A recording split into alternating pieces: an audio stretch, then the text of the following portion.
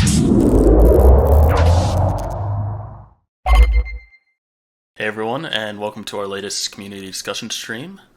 So before we hop into the discussions, as usual, we're just going to go around the room, give a little introduction of who you are.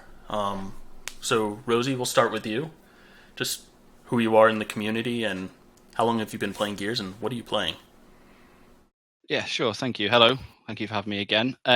Old Rosie, my gamer tag. I'm on Twitter as well. I'm a Reddit user, quite probably prolific, unfortunately, for a lot of people reading. Basically, I've been playing Gears since it came out. Probably 4 was the one that I kind of dipped out of earliest. But yeah, I've been around since the beginning, and primarily you'll find me either on Twitter or Reddit. Yeah. Rawr, you're up next.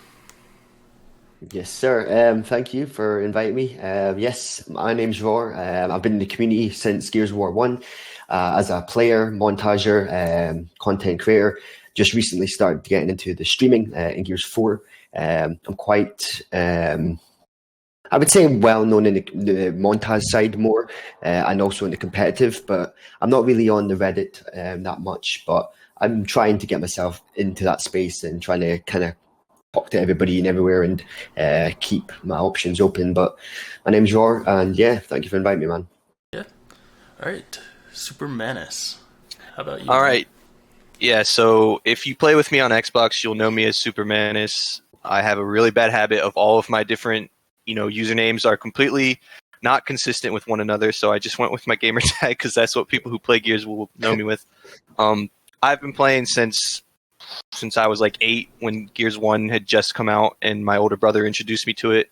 I 1v1'd him on Gridlock. I loved it, and I was hooked ever since then. Primarily, I am a ranked player, and you might have run into me on Ranked King of the Hill because the community is kind of small and you see a lot of the same people. If I've teabagged you or something, I apologize. Might have been having a bad day. But yeah, other than that, I'm really active on the subreddit. I like to see what people are doing on there and just get a sense of the community. And even though I'm relatively unknown, I do really appreciate getting the chance to be on here. Yeah. So thank you for that. Yeah. Well, welcome to all of you, and welcome to everyone in the chat. So in the chat, if you guys have any questions, just type them in there, and we'll do our best to answer them. Our first topic today is on Operation 6.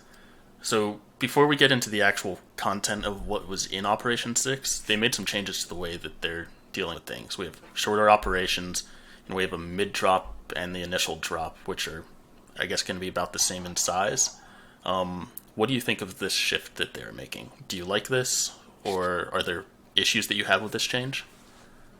I'll go first. My opinion, I think it's kind of good to have a little split between the operation and make them shorter and have maybe, is it every 7 weeks roughly? There's going to be something, new characters, new map.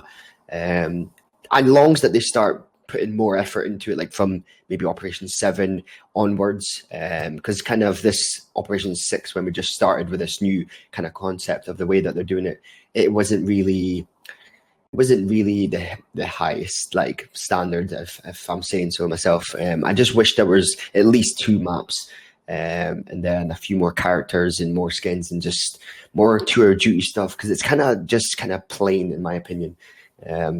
Yeah, man, I just think it's a good idea. Hopefully that they do better as they go on in operations. So that's just my say. Yeah. What the others? What do you think of it? Yeah, I think, sorry to jump in ahead of you, Boolin. I think, in principle, everything that Rawr said is absolutely right. The cadence is definitely better. I don't know if the execution at the moment is.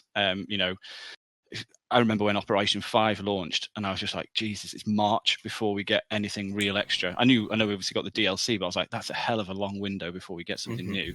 So for them to kind of put it on paper and say, right, we're going to do something, every 3 months officially, or 10 weeks, 11 weeks, but we know there's going to be something officially coming way. Yeah, it's a better thing. People can get in, get what they want, expect something else and can off. But I think we'll all appreciate, the end of last operation, there was nothing. It was just quiet. Nobody's playing it, nothing. So it was far too long before. Yeah. Yeah, I agree with what's been said. I think it was a good move to shorten the operations because they were just way too long. Like Rosie was just saying, I remember pretty early into Operation 5 just looking at it and saying, Jesus, man, we're going to be on this until March. And it was November at the time. And I thought Op 5 was a great operation, but that's still a really long time. And it got to the point where, even though I was someone who played quite a lot and puts quite a lot of hours in and played, in a lot during my free time. One of my buddies and I who plays a lot, we just got kind of sick of it. It was like, there's not really much else to do. We're kind of doing the same thing. And so we actually kind of took like a couple weeks away from playing the game. And then when we did come back, we just started playing Gears 4 just, to go back to it for a bit before Operation 6. And we came back here. We were like, yeah, we're going to be excited for Operation 6. And that's why we were kind of let down when there was just, Yeah. I think we all agree there just wasn't as much content as maybe we were expecting.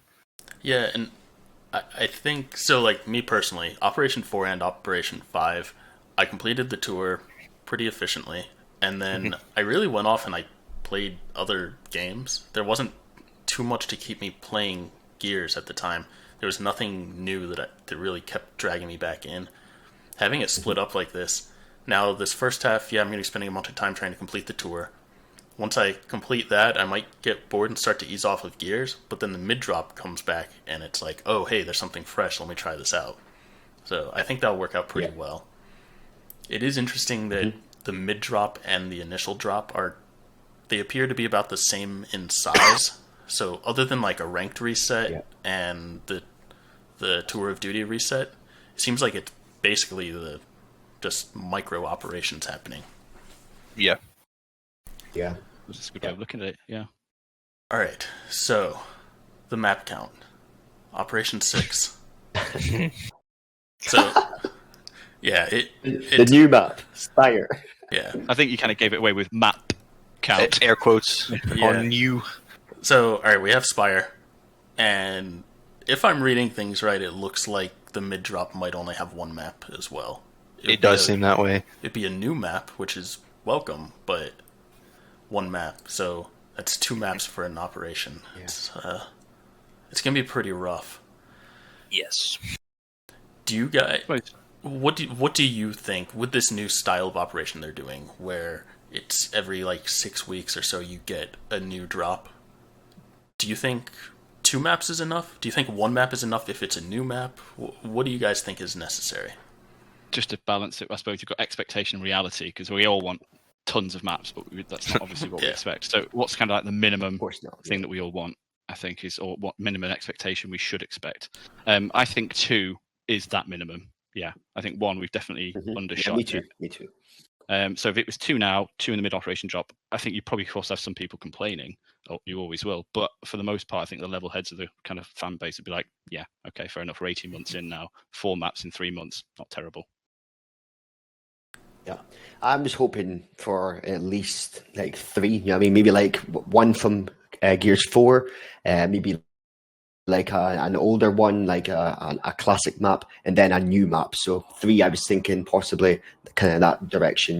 Obviously a port from Gears 4 takes less time to make. It's already kind of made, so they just have to kind of do the changes for Gears 5. And then obviously the classic maps, if they could start doing those every operation or maybe every 2 operations. And then a new one as well. So you're saying maybe that's too much, but you're saying 3 maps per operation, not 3 per drop, or are you saying 3 per drop? Yes, 3 operation. Yeah. Mannis, what about you? How many do you think? Yeah, I can agree with that. I think 2 per operation is a little on the low side, even when you consider that we're pretty far into the game's life cycle by this point. I think the bigger issue with it is, like we were saying, I think you can be more forgiving of a smaller map count if they are new maps. And even if they aren't new maps, if they're ones that are kind of well received. I think the big problem with Spire was not only is it a port, and that can be seen as kind of lazy, regardless of if it actually is on their side. And it's also just, some people like it, but generally from what I can gather, at least most PvP players really are not the biggest fan of it. So I think what they should do is maybe more like 3 maps per operation would be fine, but I think they should front load it. So that at the beginning of the operation, people are a bit more excited. Like start with 2, and then commit to having at least 1 in the mid operation. If they could do that, I think that would be good. Yeah, I think so. Rosie, you said 2 per drop, so 4 per operation. That would put it on par with Operation 5 in terms of how many you're getting per week, I guess. Like if you look at it on a per time basis. I think I was looking at almost like the operation length dictates the maps in my mind.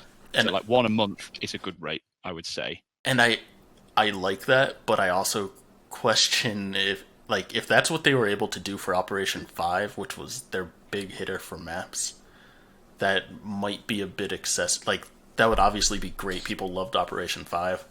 But yeah, I think I'm with Rawr, the 3 maps per operation thing. I think that's a kind of sweet spot. And I agree, like, if one of those is a port, one is a classic map, and one is a new map, that would be a really nice balance. Agreed. I can see 100%. Jess in the chat said that we suspect most of the devs have gone elsewhere to do other things. So yeah, maybe I think everyone expected more from 6 because of 5, and actually maybe then Op 7 will benefit for following Op 6. Yeah, I think while we're on it, if I could just real quick, one of the bigger problems, just aside from only coming out with one map, was the communication by TC, and specifically I remember Dana saying this a lot, was back in the early days of like Op 3, Op 4, and the map count was really low, and everyone was saying, okay, we need more maps, and they were saying, okay, sure, we hear you. The reason why there are so few maps is because we were trying to build out these escape tiles, we were trying to build a map builder, but we've scrapped that, and now we're going back to the drawing board, and the key thing is they said starting with Operation 5, we're going to start pumping out more maps. So it was like, okay, maybe Operation 5, we won't get quite as many as we got in Operation 5, but we can at least expect, I think it would be reasonable to expect based on what they said, to get more than one map, and more than, especially if it's just a port. Yeah. I think that's where a lot of the problem came in, is that they said they were prioritizing more maps, and they didn't. Yeah, the expectation. Do you think there's a problem?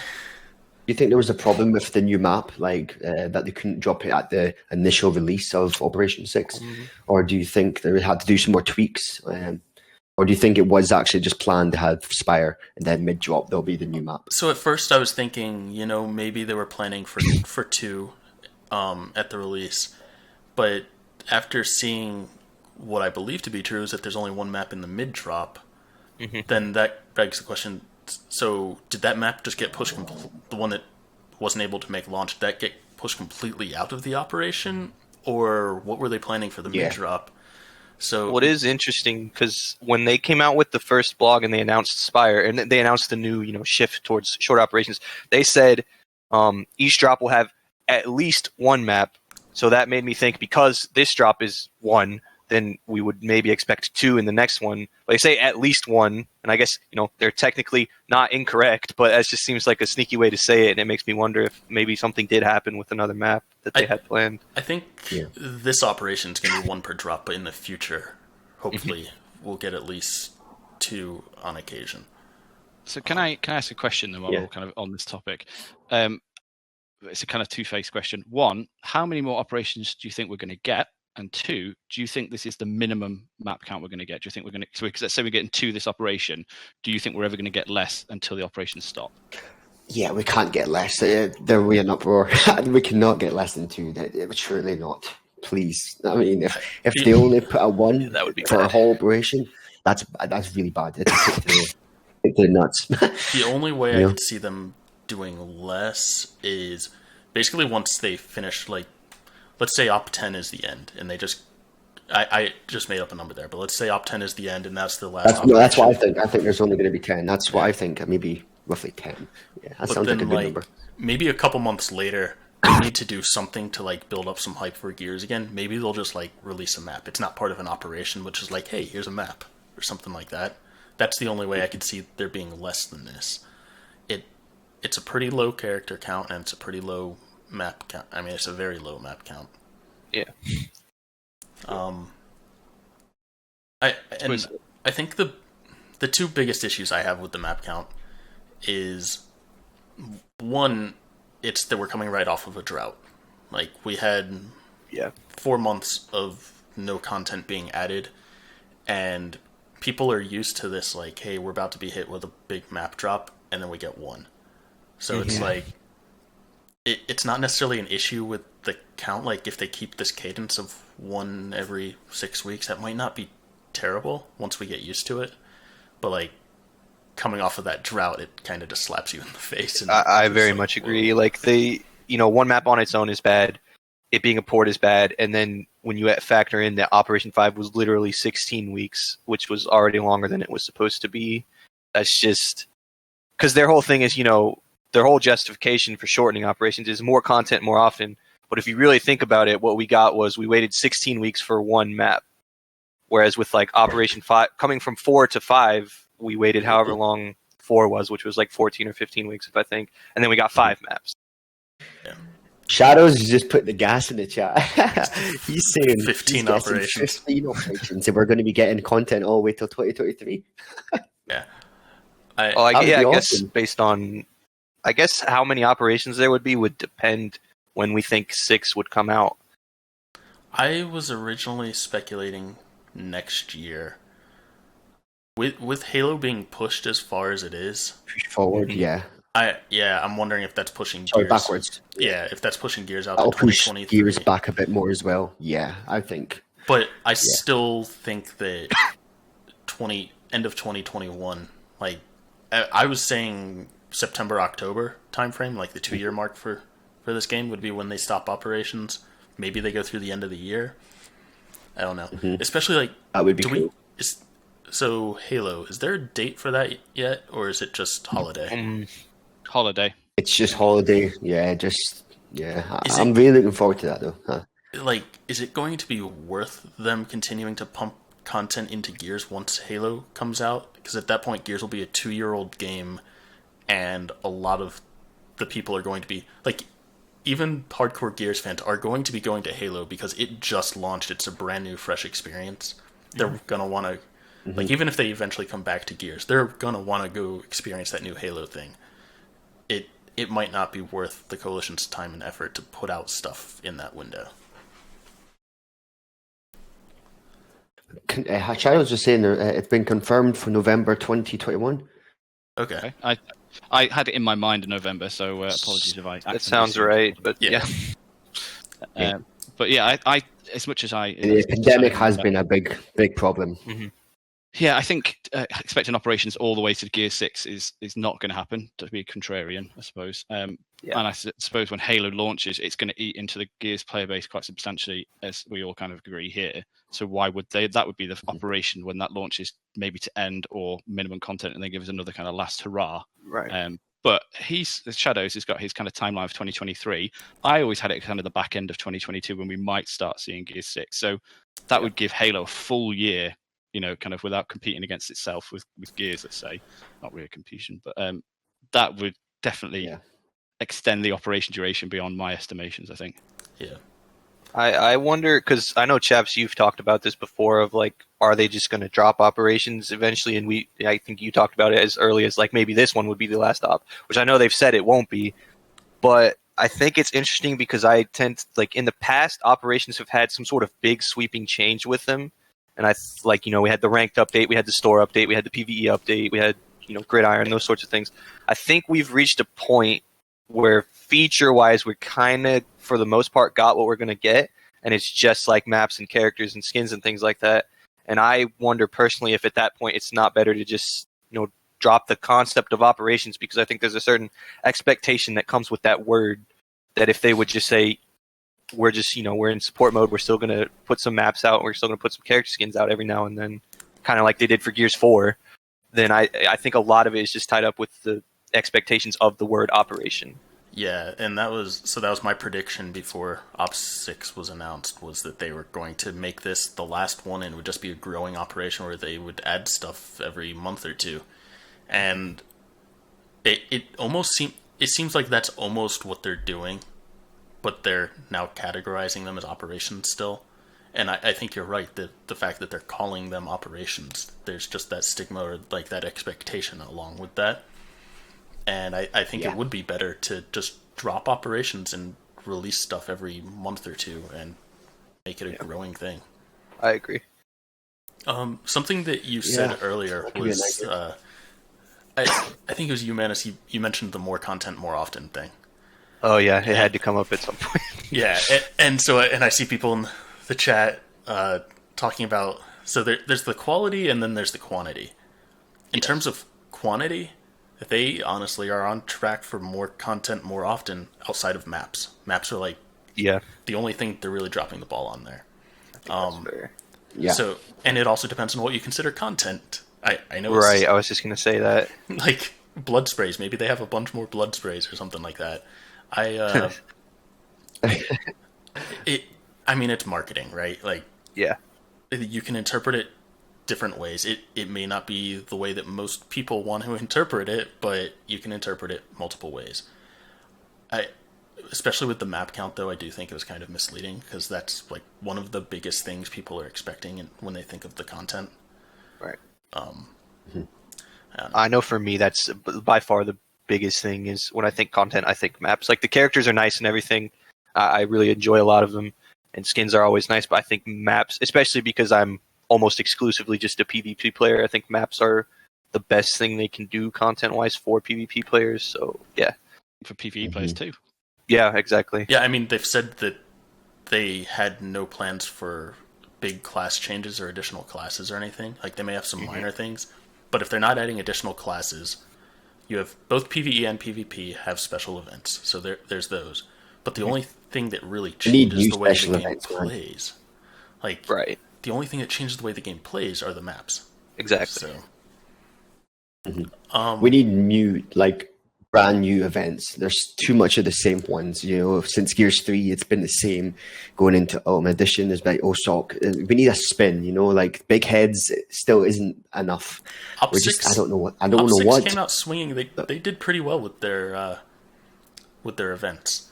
Yeah. Well, actually, all right. The PvE event was a great event. That was a fresh experience. PvP, we can talk about Control here in a bit.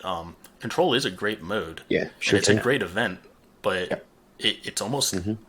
I mean, that's what it is. It's an event, but it almost feels like a mode. For Control, I wonder if they shouldn't have just let it come out at the very least as a quick play playlist. I can understand why they're hesitant to put into ranked, because they want to work things out and make sure people enjoy it.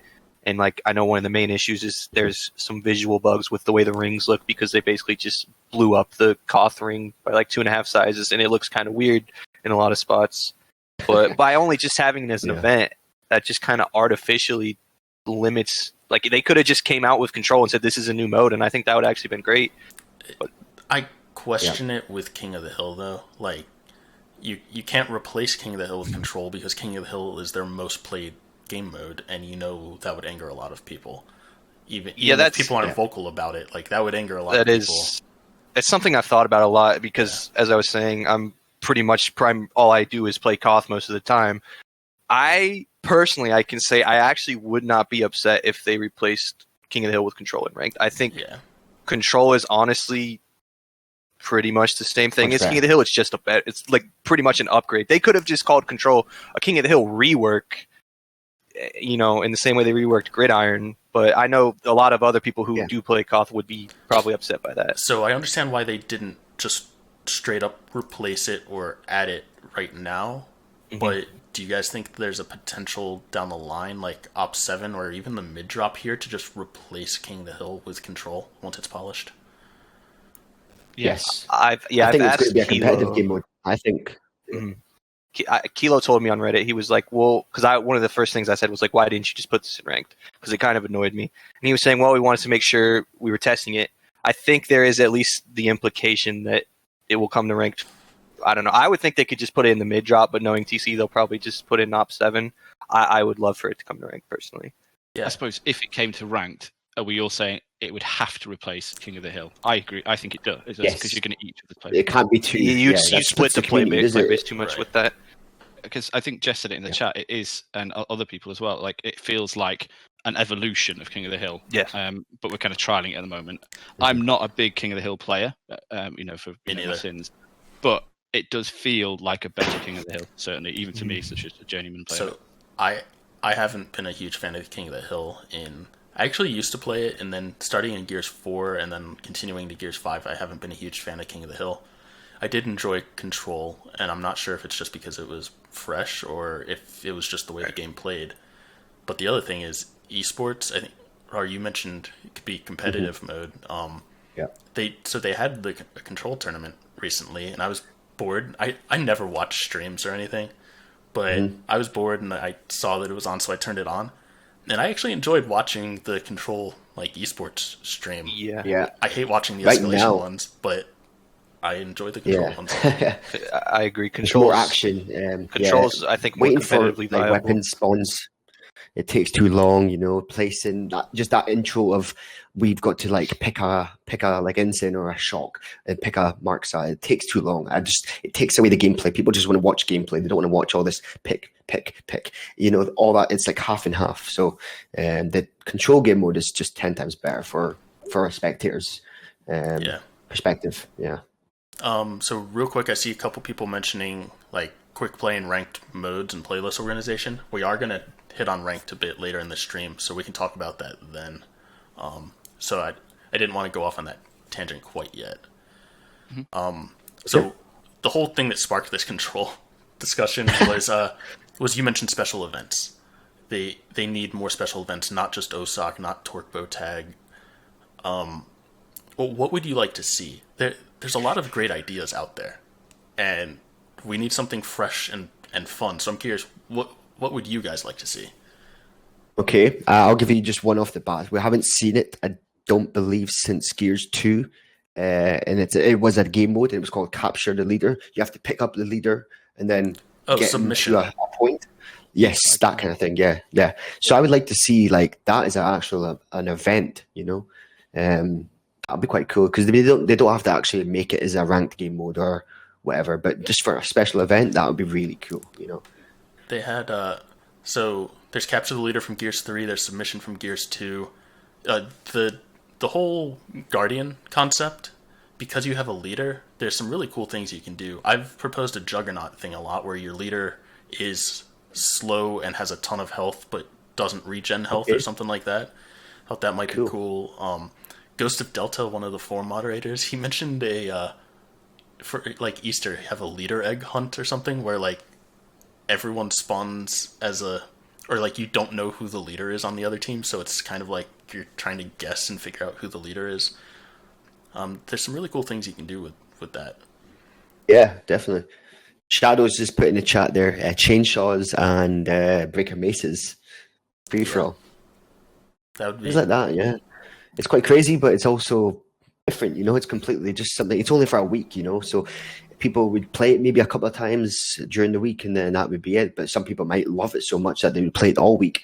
But like just it's content, it's different things. It would be improvising and just trying to be different. I think it's just too plain. Gears of War needs to really spice things up.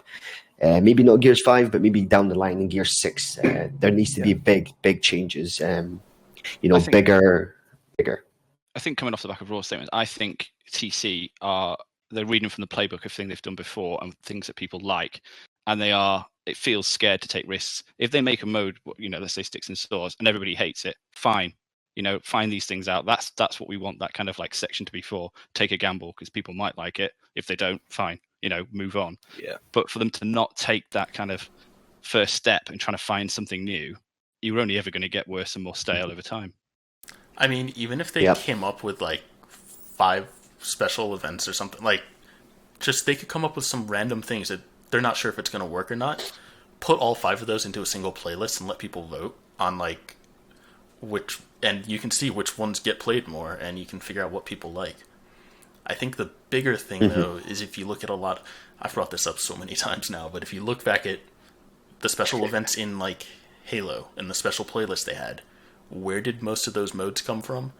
They were community created modes because of custom match options, and they caught on, got a cult following, and Bungie's like, hey, yeah, let's make this an actual thing.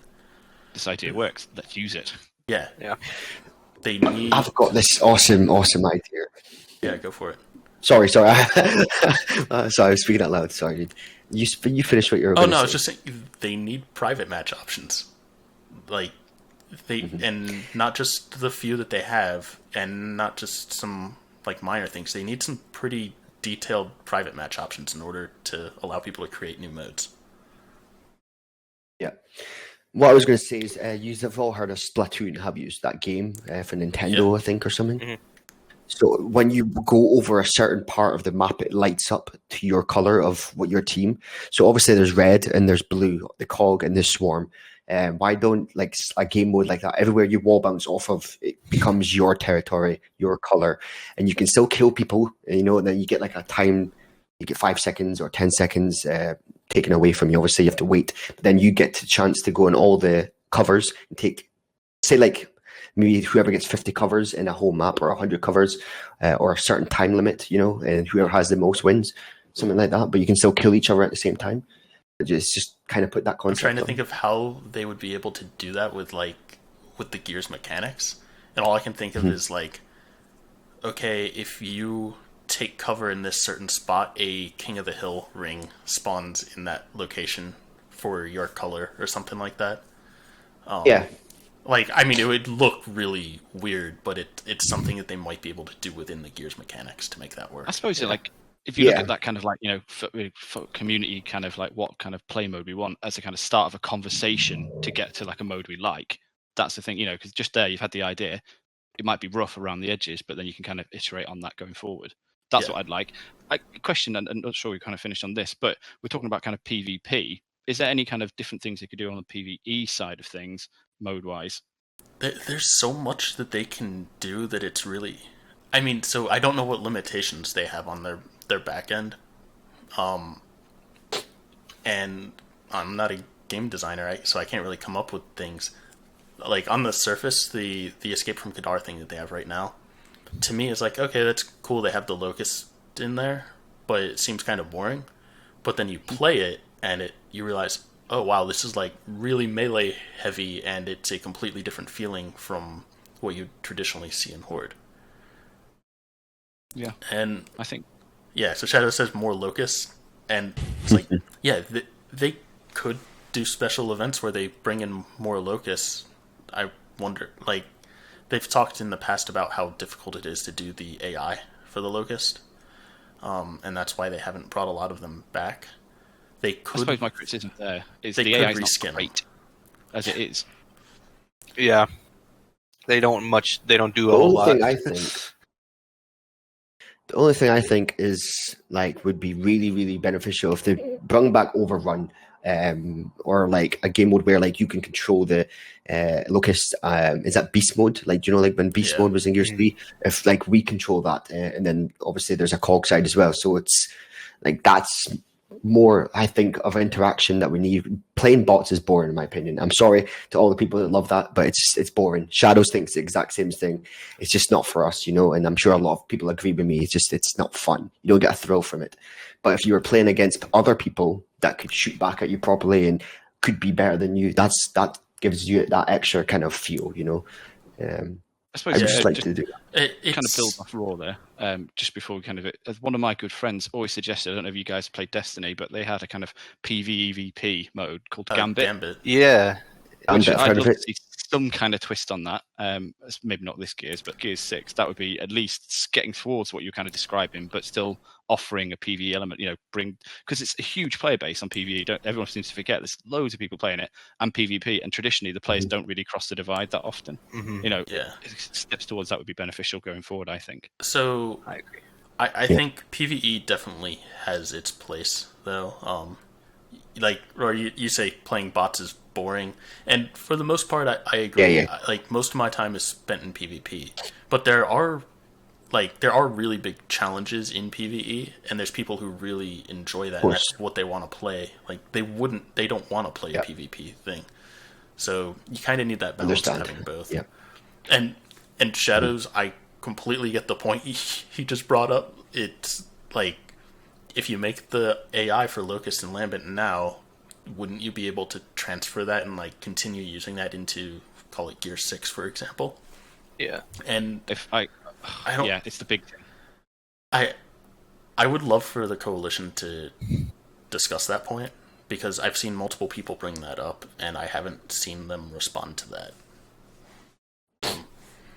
I don't know. Like, people want. Do you think we're in a second beta? Like Gears 4 was kind of like a beta, kind of to what Gears 5 is. Do you think Gears 5 is like a second beta to Gears 6? I hope it is. Yeah. Yeah. But Shadows is in the chat, and I think he's absolutely right. And if all this kind of like teething pain we're going through now in terms of map building, AI, everything like that helps Gears 6, I'm all for it. I'll be here. I'll give feedback, everything. If they do what I think they might do, is spend all this time and then throw the baby out with the bathwater and all the thing and just start again.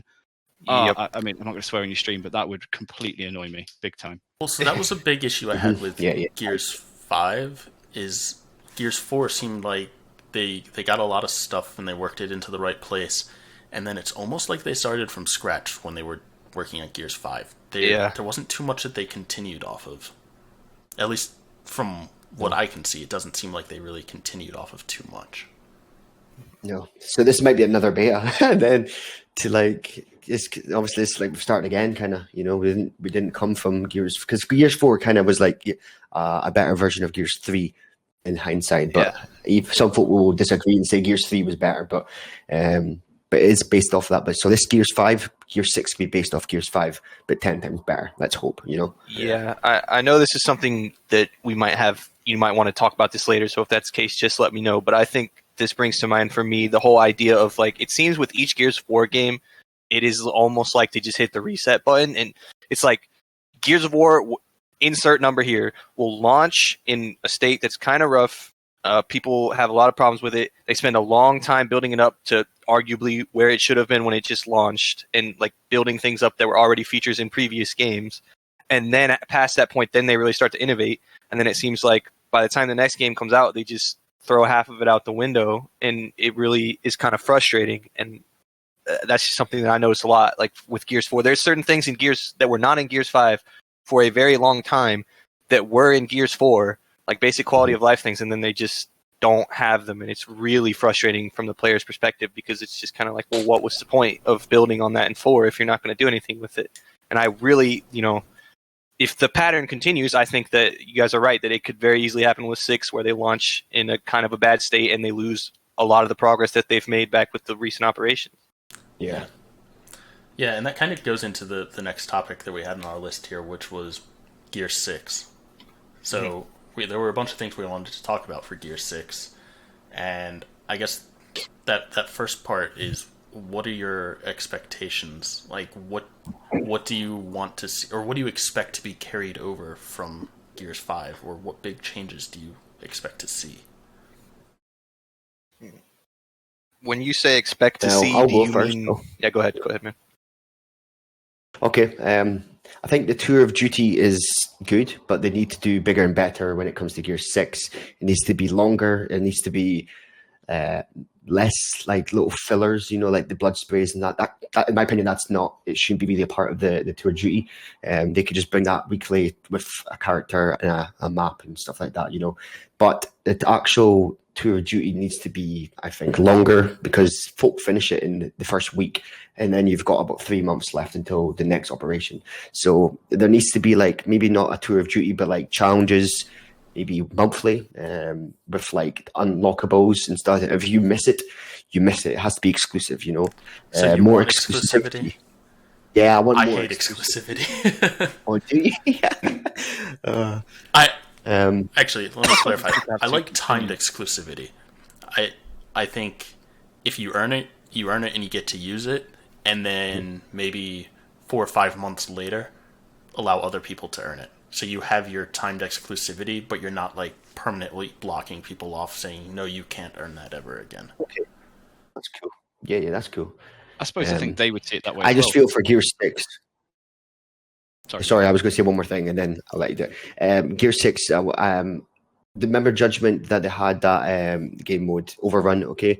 Yeah. They need to make Overrun 2.0. They need to bring it back. It's just an amazing game mode that has just been left out, you know, like in one of the, as they say, worst Gears of Wars, you know, but I loved it, you know, and I'm sure a lot of other people do as well. Yeah. But they need to bring this back to like this day and age for the people that's never got to play it, and make it bigger and better, you know, 10 versus 10 or something, you know. It's possible. I think that actually feeds back into what you just said before, mate, as well, like Shadows in the chat. We've seen that Jack has got kind of like the locus control elements, and I think we all at one point or another thought that could be a surprise they're going to spring on us. But it's not. We've never seen it, never have it. How did they spend that much time working on the mechanics for the enemies to not have them playable like in any other mode besides PvE? Yeah, I mean, unless, you know, Arcade was supposed to be bigger and better than we're supposed to have got already. Yeah. Yeah, Shadows made that video, did he? He went in depth and played as all the camping characters and played as all the... Is it Horde? Yeah, you went by jump... No, I think you jump in, use Jack, and then you jump into those characters and you get to play as them. Yeah, he's... it was an awesome video, and why can we not play as them? And as I said, I think about earlier on, like as a bit of a PvE kind of thing, but let people be the locust versus the cog, that kind of concept. But also keep just the player versus bot as well. Keep that as well. But so a mode that has been brought up many times is beast mode. Do you guys think Gear 6 should have a beast mode? Can I just reframe the question before we ask it? Yeah. I had one of the questions I was going to ask is, what's the hook do we think Gear 6 is going to have? Like escape for 5.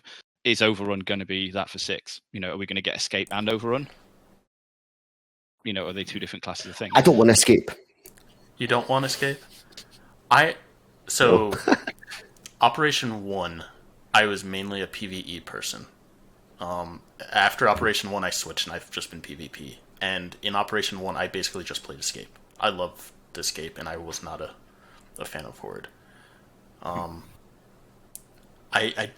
want it to come back because I thought it was a really fun experience, but at the same time, it seems like it's a lot of effort that they need to spend to make escape stuff that takes away from other parts of the game. I suppose my answer to that would be, I don't think it's going to come back. Yeah, I don't think it will either, but it's one of those things. I think it has a lot of potential, and it probably just wasn't as fleshed out as they would have liked it to be. And I actually kind of think you could say the same thing about Beast Mode or Overrun, or both. Like Overrun, I think was the best of those, but I think even it was kind of rough around the edges. And this is the problem with Gears: is they'll come with a good idea, and it'll be kind of rough. And instead of trying to iterate on it, build on it, improve it, they will just kind of scrap it and try to go come up with something else. So I don't know. As for what I expect, I don't expect Escape will be in Gear 6.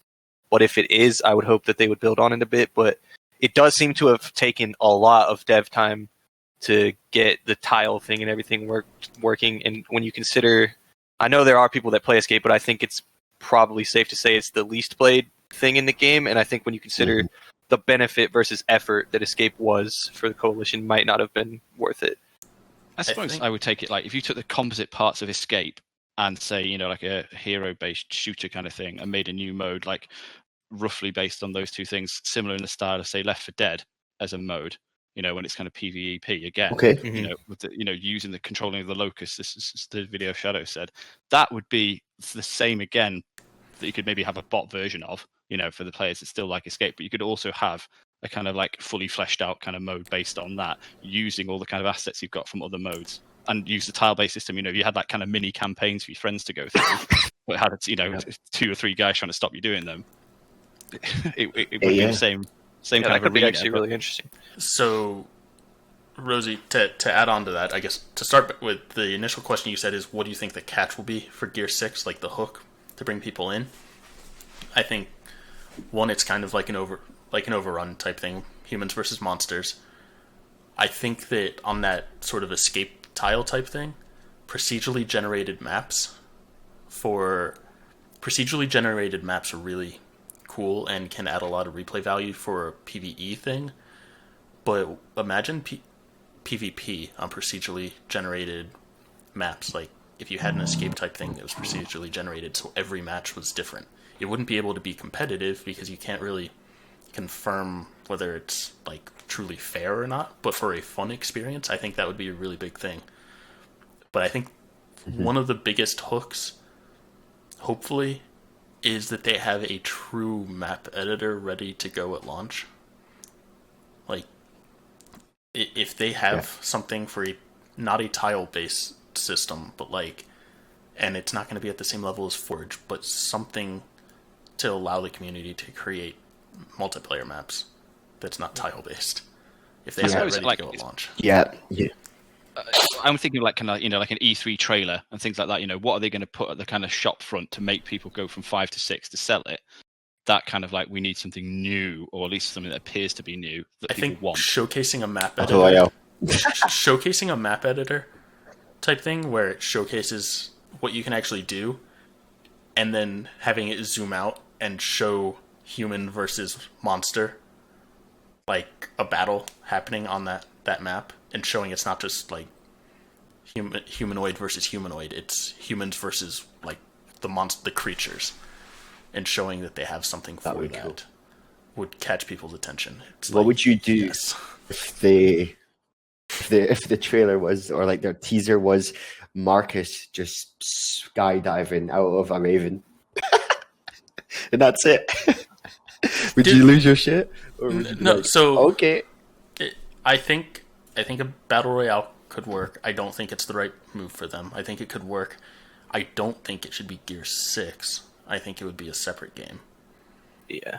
And actually, that's kind of okay. another. That's kind of another thing is, how do you think Gear 6 is going to be sold? Do you think it's going to be like before Gears 5 launched, I made a big Reddit post about, I proposed that they would launch multiplayer as a free-to-play thing, and then the PvE and campaign would be a paid thing that you would get. Do you guys think they'll do something like that, or do you think it will be a complete package the way the other games have been? I've kind of thought about this a lot, and I think I wouldn't be shocked if the next Gears game was free to play, especially because Infinite's going to be, and especially with this whole Microsoft is really big on Game Pass and things like that now. It seems like they're not even necessarily concerned with just selling game units. They want to get people in for the long term and sort of sell stuff in the game and keep them on it and keep them on Xbox or the Xbox platform, because PC now. But so yeah, I wouldn't be surprised, but I think this would go a long ways to solving one of the issues I have, which is, we're all clamoring. We're saying, oh man, can we get all these maps that we had from Gears 4? Can we get all these maps we had from Gears 3? Blah, blah, blah. If they could just separate out the multiplayer experience and, sort of just say, all right, this is basically every map that we have had ready to go that was in 5. That's going to be in Gears 6, and we're going to build on that and sort of maybe make the multiplayer a free-to-play thing and detach it, or even make the whole thing free-to-play. But at the very least, I think it could benefit if the multiplayer was free-to-play, and they just sort of build on it so that way we're not constantly resetting things. And they could say, all right, this is the content that was in Gears 5. It's all going to be in Gears 6. We're going to build on it as time goes. I think it could benefit from that a lot. And not to mention being free-to-play, that is a lot lower barrier to entry, and the franchise could use a new influx of players. So I think it could help in a lot of ways. I think just a quick insert here. I think Game Pass, and we're looking 18 months out, 2 years from now, Game Pass is going to change the kind of landscape of games. Like, they're not looking for the kind of $50, $60 entry fee to a game anymore. So right. Yeah, I think they certainly will, if they wouldn't carve out the whole game into pieces, and then when you're actually into one of the ecosystems of that, try and get you to go across to the other ones and play the modes. And that's an easy way of pulling people in and keeping them in. I think the time of big kind of £50 games is gone. Like it's anyone will try anything. Yeah, attention spans dictated that. People don't want to spend the money doing that. Certain games, you'll buy certain things. If you appreciate a game, you'll buy the battle pass, you'll buy a season pass, or you'll buy skins. Like, that's more of an incentive people to do that. So overall, if a game's out for 2 years, 3 years, and they're putting loads of stuff out every month, that costs more than £50 if you're paying, over all that years. So that's what they want to do. It's smart, but it's also making people want to play your game, even if they don't want to spend any money. At least it's free, they can play it, and if they like it, they'll stay. But I think a big thing is, all right, Gears 5 was on Game Pass. It had a ton of people come to it, and then it had a ton of people leave because it was a broken mess. It was not polished. And that's a big turnoff for, there's a lot of people who probably tried out Gears 5, thought, holy crap, this is a mess, and they're not even going to bother touching Gear 6. Gear 6 basically needs to be, so it's going to be on Game Pass, but it almost needs to be free to play from a multiplayer perspective in order for people to really consider coming back and giving it another shot. What do you think Gears needs to do in order to bring in those players who have basically just written off Gears and they're like, that was terrible, I'm not doing that again? Yeah, I know what you mean. It's hard to say. It's hard to say, but you've just got to make sure those first initial months are important, that the new people that are going to be coming in, your game is flawless, there's not connection issues and things that we're having at the start of Gears 5, that cannot happen again. We had Ninja streaming it, the biggest creator on Twitch at the time, playing to millions of people, and we just ruined it. I was going to say, I think if Gears 5 had actually launched better, or even if it was just delayed, I think it really needed a delay, probably another year or so of development time. Given the momentum, Even 6 months, there was a lot of people and hype around Gears 5 when it launched, and it's kind of easy to forget that now because it's people like say, "Oh, a dead game," It's not obviously not a dead game, but it's far from what it could have been. You had people like Ninja streaming it, you had people like Doctor Disrespect streaming it. It could have really taken off if it was in a better space technically. There was just so much wrong with it that unless you were a diehard fan like we are, you're not going to put up with it, because why would you? Like, you would just go play something better. Yeah. I was pretty excited. Some of my friends from high school that I haven't talked to in over 10 years now or something like that, they I saw them hop on Gears 5 when it first launched. I was like, hell yeah, I'm going to play some Gears 5 with my high school friends, reconnect with them, and then they basically dropped the game. Yeah, my whole friends list on Xbox was on Gears 5 when it came out. I remember that. And I was like, wow, this is awesome. And the game just wasn't in a good state. And it kind of killed a lot of the momentum. Yeah. It's a shame. Yeah. Yeah, I think one more thing as well. Sorry. No, go on, mate. On you go, bro. On you go. I was going to say, I think one thing that struggled with Gears 5 is that it was the kind of one of the big kind of marquee things for Game Pass. And it suffered from the transition of is it a free-to-play game? Is it not a free-to-play game? I can see the chat saying if it goes free-to-play. Free-to-play is not a bad thing. The kind of connotations with it can be negative. But it's going through the transition that I think Gears 5 struggled with. No one's going to complain that they can access Halo for free. That's great. They're not going to treat it as a free-to-play game based on that either. But I think as our perceptions of what the kind of gaming landscape changes going forward, people's expectations from what they get from the games will change as well. Yeah. I think there would be, you'll get this with anything when Gears changes and does anything. There will be some knee-jerk reactions to it going free-to-play, because there just always are. That people hear free-to-play and they instantly are like, oh, the game's Fortnite now. And I don't know why everyone says that, but that's what they do say. And, especially, I've been guilty of it. The Gears fan base can be really kind of dug in and set in their ways. I think you would piss a lot of people off, but I think ultimately it would be the right move going forward. Yeah. What I was going to say is Gears of War has basically been the same since Gears 1. There's not been much change apart from the graphics and obviously a few new things like that. But I'm talking about overall, it's just it's execution, Warzone, TDM, that things. We haven't really changed too much apart from other things. Do you know what I'm saying? We need to go bigger, and better. We need to do something we've never done before to catch people saying, this is something different to Gears of War.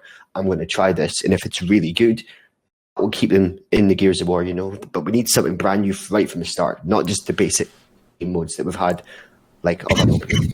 So I was just thinking, all right, think about Gears 4. What was their big thing they've never done before? So I guess Horde had a pretty significant change to it.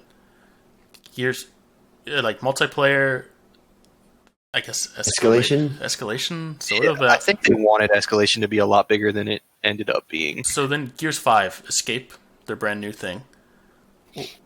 Yep. Why aren't there some really big PvP changes? Which I think is what you're kind of getting at, Rawr. Is PvP has basically not just for the PvP, same. but. A brand new, fresh experience for PvP. I think a lot of it is what I was talking about. They don't want to piss people off, but at the same time, you also piss people off by not growing the game forward. So it's kind of a tough situation. Yeah. I think it's a catch-22. You can't grow the game by only appealing to your existing, shrinking fan base, but you also can't make them happy by making wholesale changes to bring in new fans. So they're going to have to piss somebody off to do it. Exactly. But would you rather, as a fan, see the game grow and change, or shrink and die? It was. So I've thought about this a lot, actually, and I think it's different for basically all of us have been there since the beginning of Gears, and I think for a lot of us, we want to see it change and grow, but perhaps someone who just joined in Gears 4 or Gears 5, the game is still Gears as a series is relatively fresh for them, and they might be content with the same thing and want to see it dig in deeper into that. If you think about the Gears 3 time frame, for us, we probably weren't thinking oh man, they need to do something really big and change it up. We were happy with the way things were playing. So I imagine there's people right now who came in at the Gears 4, Gears 5 time frame who were perfectly happy with things and don't think it needs to change. It's just us who have been. I'm just going to say, 15 years. because all the games nowadays are so much different and adapted to nowadays, I keep going back to Battle Royale, but we don't have to go down a Battle Royale route, but we could go down a bigger route, like 20 versus 20 or something, like a special game mode like Beast Mode, but it's 20 versus 20, or even 10 versus 10. We've never done that. We need to do things like that.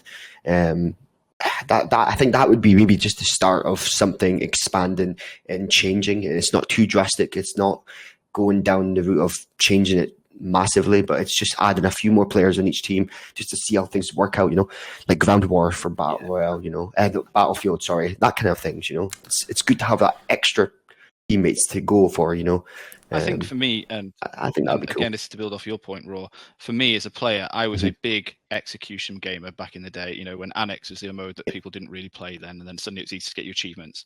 Now, I would be stupid to say I don't appreciate the fact that King of the Hill's player base, which I don't play, is keeping Gears alive. But for me, there's no single life mode left now. Yeah. That's a big change from what I had then to what it is now. I'm still playing Gears, so that I've gone through the kind of evolutionary phase, and I want a single life mode back. I don't ever think it's going to be in the marquee mode for Gears anymore. But yeah, the change is going to happen. Sorry, go on.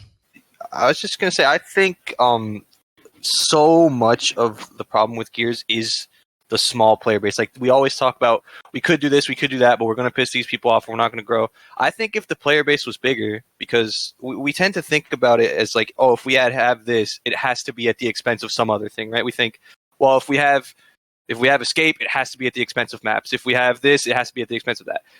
Like, why couldn't we keep the traditional Gears experience? Like, at least King of the Hill, I would say you should have at least one single life mode for the people who do enjoy it, TDM, that sort of thing.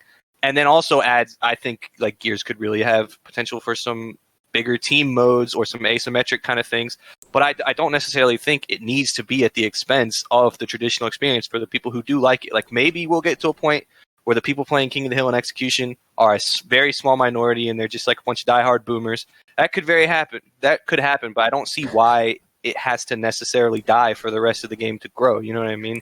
And I think if Gears 5 would have not shot itself in the foot and just like really tripped coming out of the gates with the technical problems and everyone leaving, they really could have built on that player base, and we would be talking about things like that. We wouldn't be saying, well, the game has no players, we need to bring them in somehow.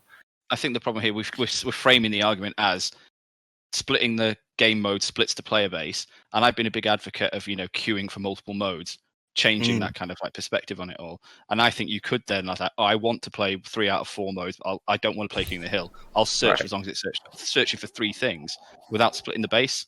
I think the way Gears is set up is kind of made us think of things in a certain way, and to change that progressively without pissing people off, as you kind of touched on there, is a hard job, but one that kind of needs to happen.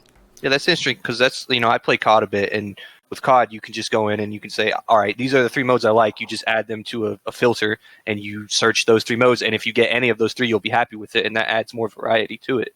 So yeah, it all comes back to the player base problem, if there's enough people to support that or not. Why is that, do you think? Why? I know Call of Duty is much bigger in Gears, but like, say from the start, if we could have put all the game modes that Gears of War's ever had into that kind of like drop tier list, and you just choose which ones you want. I forget who. It may have been Dana discussing this on a dev stream, because it's been brought up before, the multi-queuing. Like, I think even Ryan touched on this, and I think the conclusion they had was that when you search like that, King of the Hill and TDM, for example, were just so much more populated than the other ones that as it's trying to find the best match for you based on skill rating and ping and time to search and stuff, that those modes just have so many more lobbies that's where you end up getting placed. I suppose I'd kind of there are solutions to the problems, but people don't explore them. And I touched on Overwatch the other night, and then it's got everyone wants to play as a DPS character, no one wants to play as the tank. So they kind of incentivize that, and you could do the same thing and like to kind of help the King of the Hill player base try something out. You help with the modes. But again, this is me trying to get what I want, a single life mode played. A lot of people will be like, I'm never going to click on that, so I don't care what you're offering me to do it. But there are ways of kind of framing the kind of approach differently. Like timed events, timed game modes. You know what I mean? There's say there's only about 5 game modes at a time, and then 2 weeks down the line, one gets removed, a new one gets added in. And obviously, King of the Hill will get removed for a little while. TDM will get removed for a little while, so people wouldn't be able to play them, So they have to play other ones to kind of, if they still want to play Gears, that could be an idea. I think And maybe not. A kind of thing I thought about, and I think I might put this on Reddit already, was like limited time rank modes. Like have, let's say, execution up for a 2-week period only, and that's the rank season for that mode. And then have something, I know exclusivity is a bad thing, but something that you get for doing well in that mode while it's there.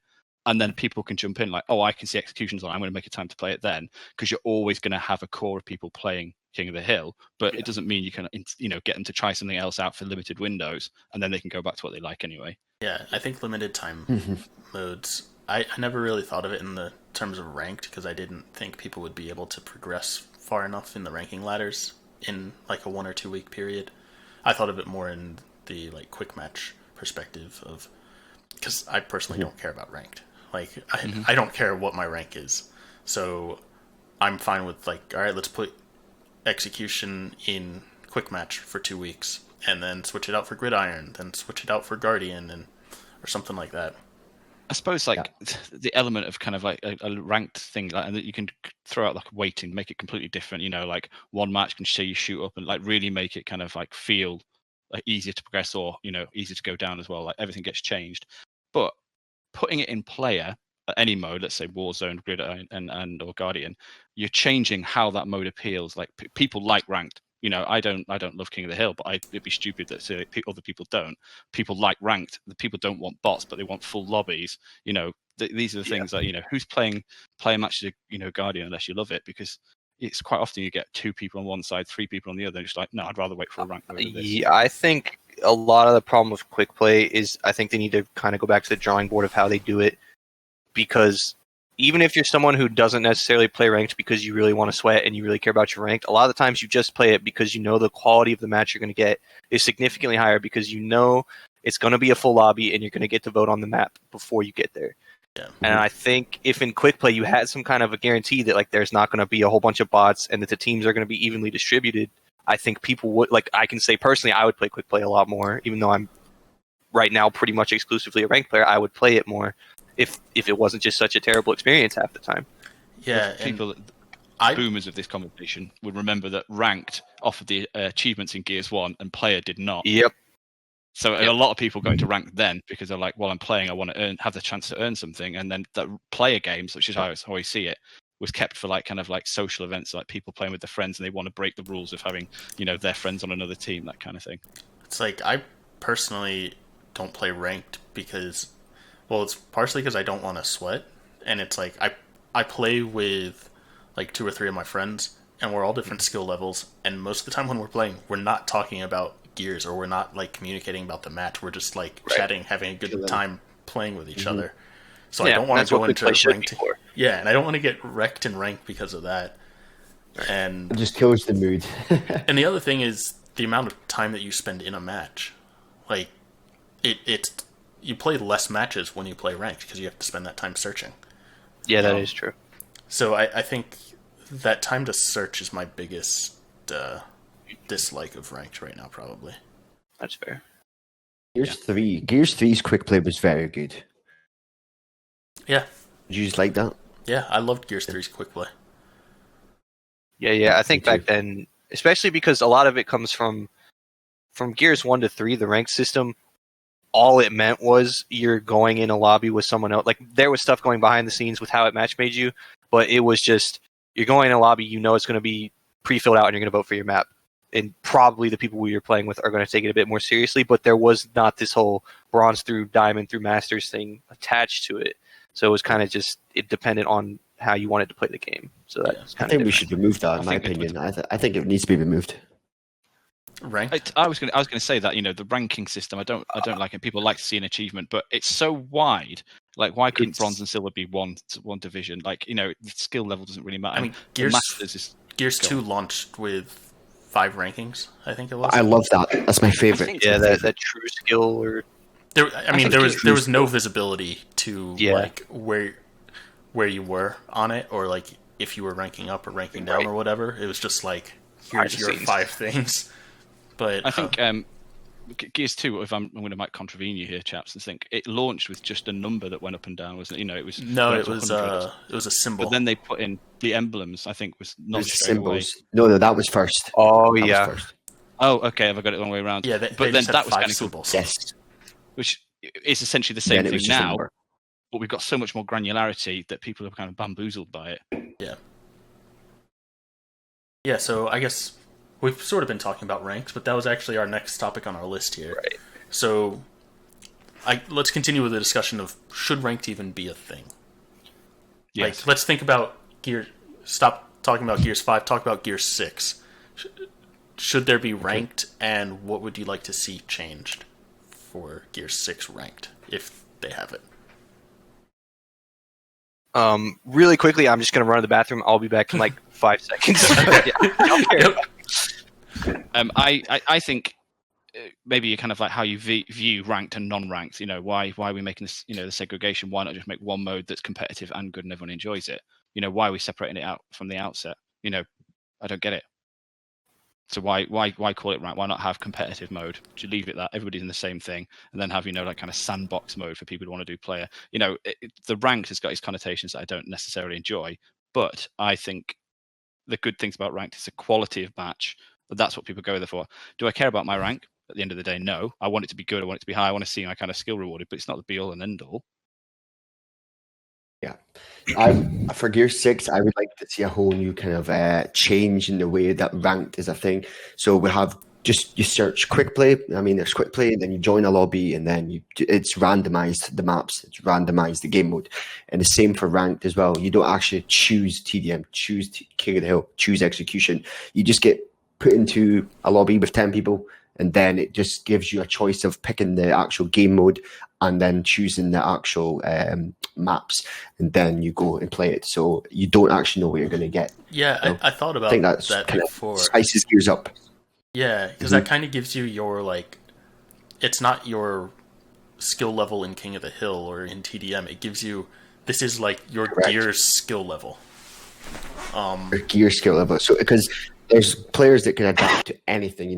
If you put Summons, for example, I'm just saying him, he could play Guardian, King of the Hill, free for all, and he'll be highest rank on all of them, And then there might be us, for example, we might struggle playing a few game modes every now and then, but for him, for example, he would prove to himself, doesn't matter what he plays, what map, what game mode, he could get to the top. Certain people would obviously try and grow. I think that'd be quite fun. That's a change. I actually think.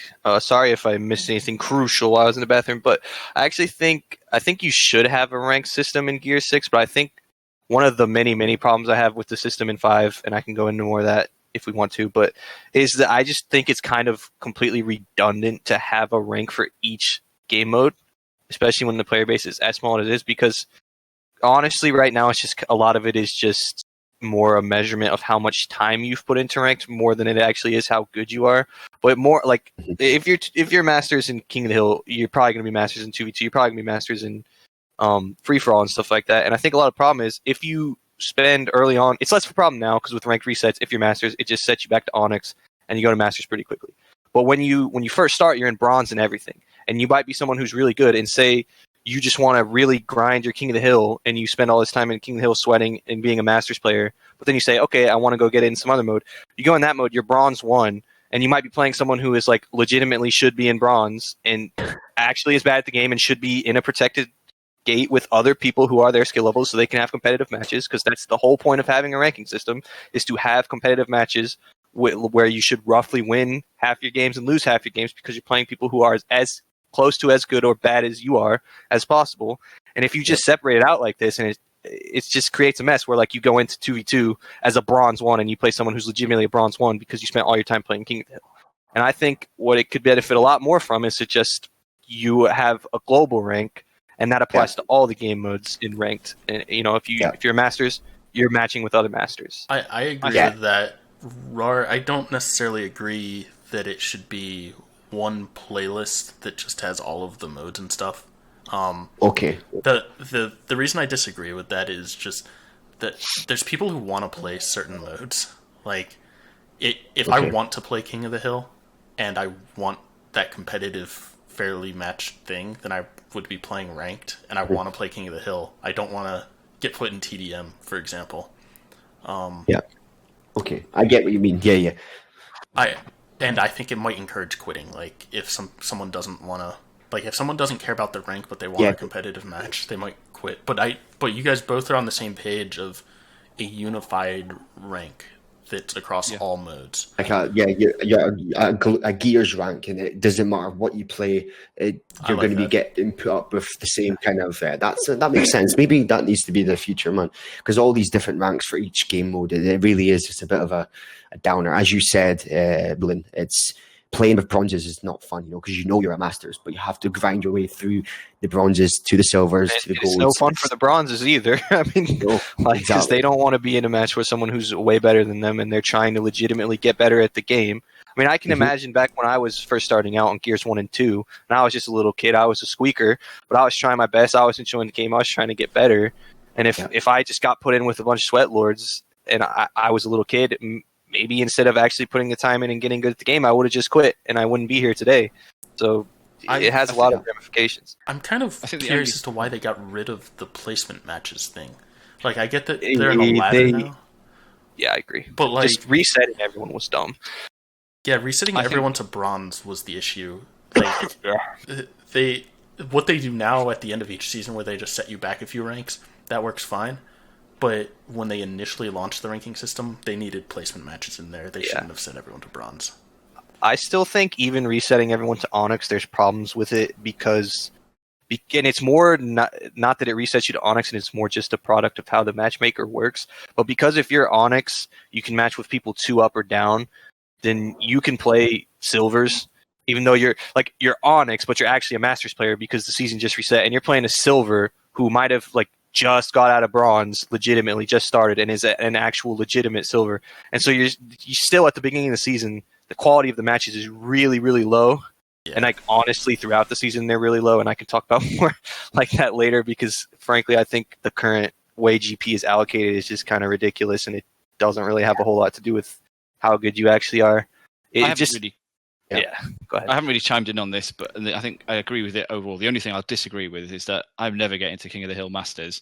But I think no, it's a completely different way of playing the game for me. And I do think every one of you said you have a base of core skills that if you've got to Masters in no matter what mode, you should never be playing against somebody below a certain division, because if you've made it to Masters in anything, you are good at the game. That's it. Mm-hmm. If you're Diamond, you should be bronze.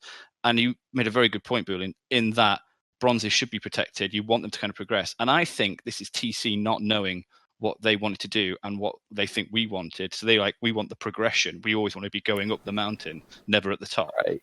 So that's why they reset us all. But I know that if I want to get back to Masters in, let's say, free-for-all or 2v2 for me, I just don't play the first couple of weeks of Onyx and I'll get an easier ride of it. That's gaming the game straight away. True. Yeah. I mean, it's that bizarre. And it's such a good point that, these people that are trying to get up the division are then swamped with everyone getting bumped down from the division they made it to legitimately 2 weeks ago. It's bad. Yeah. And also, I think in general, Masters is a little easier to get than it should be. Someone was making the point on Reddit the other day. He's like, wow, I've never seen this many flaming Nasher skins before. Yeah. It seems like everybody you see has it, and that shouldn't be the case. Theoretically, Masters should be the top, if not 1%, at least top 5, top 10% of the player base. And I'd venture to say most people who play ranked have had it in at least one playlist, or at least those who play it regularly. And I just think the current system is way more a reflection of how much time you've spent in a particular mode than necessarily how good you actually are. Yeah, which is against the whole point. So I think it's the reward. Ranked when it launched was better, in my opinion, in the fact that it was more accurate. It was a more accurate representation of your skill level. It just, and Ryan published the paper that explained how it worked and all the algorithms, and it was a 20-something page paper, and I read through that and I was like, this is amazing. I love this. It was a good system. It was a machine learning algorithm to determine your rank, and I was like, oh my god, this is fantastic. But people didn't like the way that it felt, so they went to this new system, which people think it feels better, but people also think it's too easy. Yes, I think the key distinction is the first system, as in terms of its functionality, which its function should be, we're matching people of more or less equivalent skills so they can get competitive matches. I think it was much better.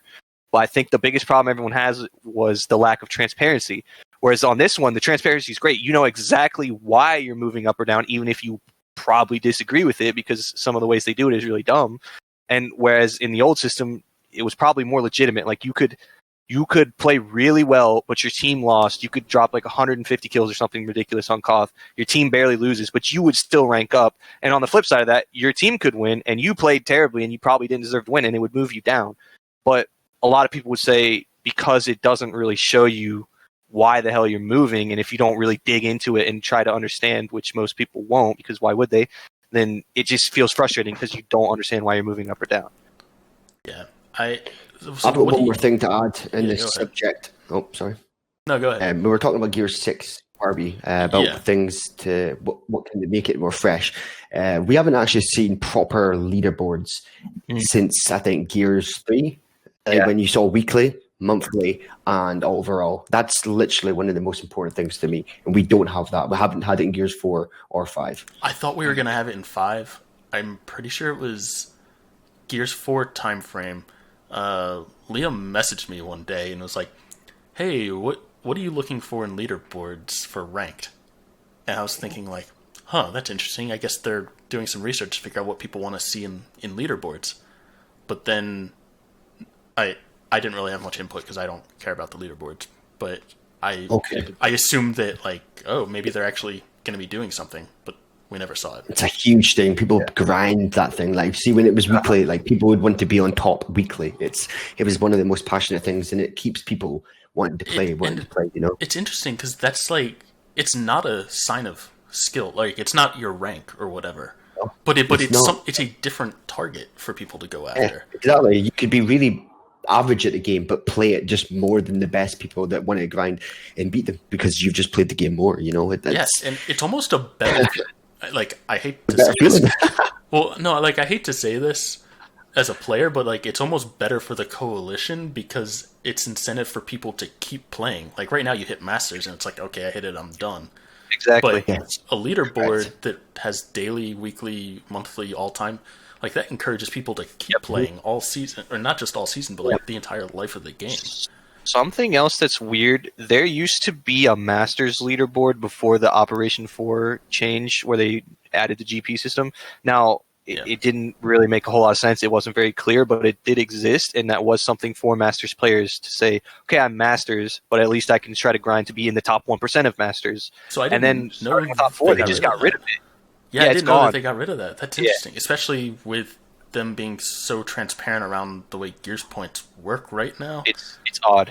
I would have thought they would have that. That's an interesting point.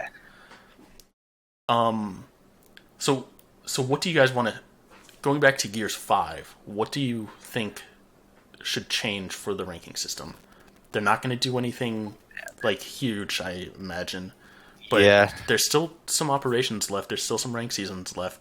Maybe there's some small changes they can make. What would you guys like to see? I would like to see them try some of these things, try new game modes, try new special events in Gears 5. Make sure that get the feedback now before it hits Gear 6 and keep all the good ones for Gear 6 and then make them more polished and stuff. But just experiment while we're in Gears 5 for the operations. I mean, just try things. We've talked about it in this podcast, little things that we could try and do, you know. This is the time to try and do it, you know. Don't risk it when it comes to Gear 6 to try it. Try it now for Gear 6. So what about the ranking system itself? Like how people's rank is determined?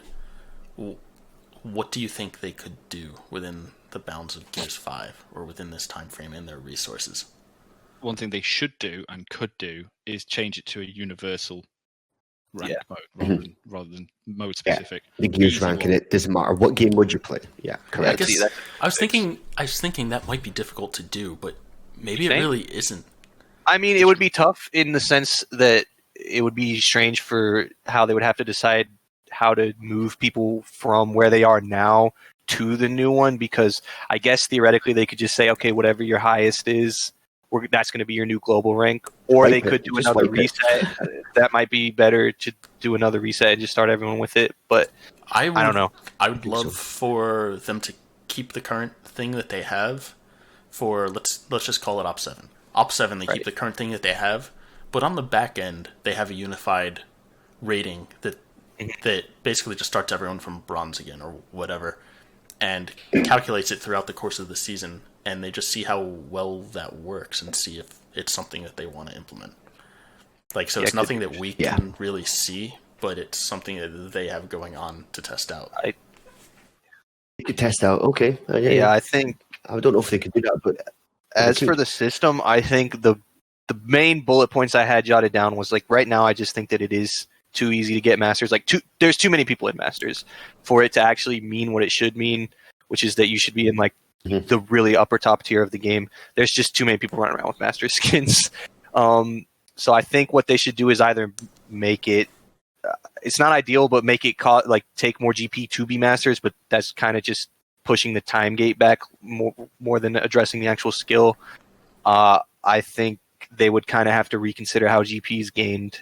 Personally, one of the biggest problems I have is if, for example, you're in a game and you just absolutely stomp a team, and you were just clearly way better, you barely win. You actually end up getting less GP than if you had barely won and the game could have gone either way. Because in that close game, you're probably playing 3 rounds into overtime, scores going up, you've had all this time to get your max caps, your max breaks, your max kills, whatever. Whereas you just absolutely stomp someone.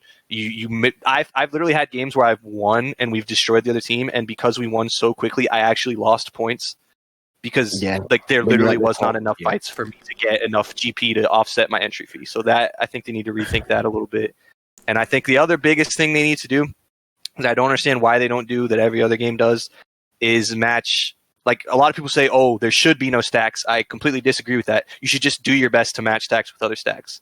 Because right now it seems like there's absolutely nothing on the back end that even tries to do that. Whereas in most games, if you go in with a stack of, say, 3 or 4, you're probably going to face another stack of 3 to 4, or at least another group, like 2 groups of 2. In this game, half the time you will be in a 4 stack and you'll go against solos, or the complete other way around. And it seems completely illogical to me. So I think they need to fix that. Yeah, I think your point about losing points when you completely crush the other team is an interesting one. It's like they need to the buy-in needs to increment. Like, for the first round, your buy-in's this much. Second round, you add an additional buy-in or something like that in order to make it so that you're not losing points for crushing the other team. Also, this might make that first part even harder, but increasing the buy-in for the higher tiers. Like you said, there's way too many people in Masters right now. I think they don't need to increase the buy-in because it's honestly, I don't know, like the buy-in's high enough. It's just, I think what they would do to more separate people by their skill level rather than how much they're playing is to get rid of the caps on the performance. And because I know they've said they're worried that people will cheese the game because of it, but like, people already cheese the game. If they're up a lot and they know they're going to win and they don't have their caps or their elims, they will deliberately not cap the hill and they will just farm kills off people. Like, you're not going to stop people from doing it. I think if you made it cost, like, because right now, what is it? I think 70,000 to be in Masters. If you made that a lot higher, but you got rid of the artificial cap on people, you would see these people who are consistently dropping like 90, 100 kills a game. They would fly up the leaderboards much quicker, and it would sort of, for a little bit at least, make the playing field more distributed the way it should be, I guess, is the way I would say it. So, 2 things here. One is, instead of increasing the buy-in, another thought I had was decreasing the round win bonus. Because right now you can like win rounds and perform really well, and you can perform poorly and win rounds and still go up. It's just, I don't know. I don't really care that much about ranked, but it's a balance between personal skill and team skill, or being able to win as a team. The other thing about caps is something that I talked about around the launch of this new ranking system, is that I do agree that there should be, or not agree with you, I agree with the coalition that there should be caps, but I don't think the way they handle them is correct. I think that I think there should be a cap on Gears points that you can earn in a match, but not necessarily in a given category. I think the way that they do it is like, so King of the Hill, what is it, like 2 point, or I guess it's 20 points for a kill? I think it's 15 for an elim. All I know is it's 5 caps is the max, 10 breaks is the max, and 60 kills is the max. Yeah, so if it's 15 points for elimination, like, imagine you work your way up to that max cap of 60 at your 15 points, and then any kill above that gives you 1 point or 2 points or something like that. So that once you hit that cap, you can continue earning points by performing that action. It's just at a significantly decreased rate. So if you completely go off on kills, you're still earning more points. It's just the most efficient way is to be well balanced. Right. Here's another idea I've got. See, like kill chaining and like kill feeds. So I mean, like, so you get 1 kill, 1 point. You get 2 kills in a row, you get 2 points. And you get 3 kills, you get times it by 2 or something. Try to maybe do something like that to kind of mix up a bit. And obviously, if you go on a rampage, if you get like 10 kills in a row, you maybe get bonus 50 points or something. Once you get taken out, you start back at the 1 point, and then you have to work your way. You ever thought of something like that? The system's already there in the ribbons. Yeah, you could incorporate that kind of thing. Yeah. If you could get Gears points for certain ribbons, that would be interesting. I guess my main problem with caps, just not even practically, just philosophically, I guess, is that you're sort of artificially just holding people back. And that goes back to the thing of early in the season when there's these people who are really high top level of the game and they're playing with all these other people who aren't at that level.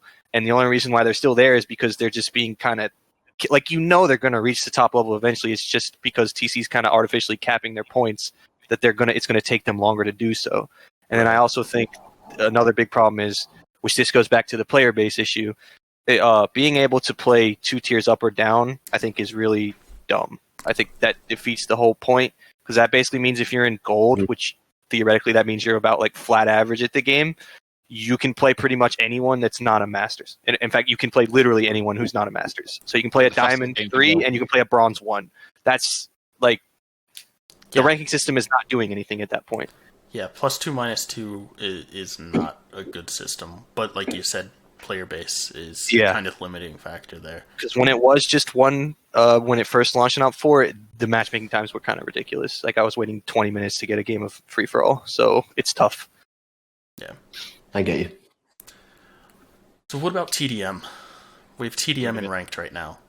First off, bad. I think some of you guys have said TDM doesn't belong in ranked, right? Yeah, I agree with that statement. The other thing is, alright, it's a really popular mode. You can't deny that. Right. If TDM isn't ranked, right now it's limited to two people per party, right? It's ridiculous. Yes. That's ridiculous. I can somewhat understand that in quick match, if they want to get rid of spawn camping or whatever they're trying to do in quick match. Yeah. But in ranked, why are you limiting party size in ranked? It goes back to, they don't need to do that. They're just doing a half solution to the problem, which was, why, if someone wants to 4-stack, that's fine. Just match them with another 4-stack. Yeah.